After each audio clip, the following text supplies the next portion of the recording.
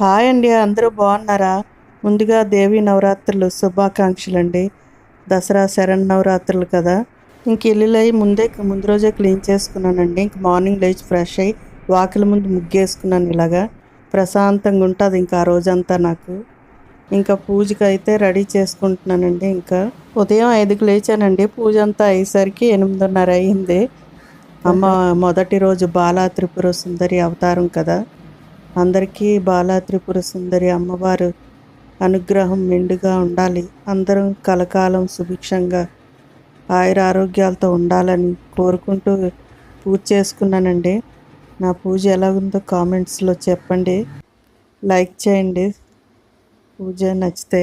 ఇది దేవి నవరాత్రుల మొదటి రోజు అండి. నేను 8 సంవత్సరాల నుంచి చేసుకుంటున్నాను.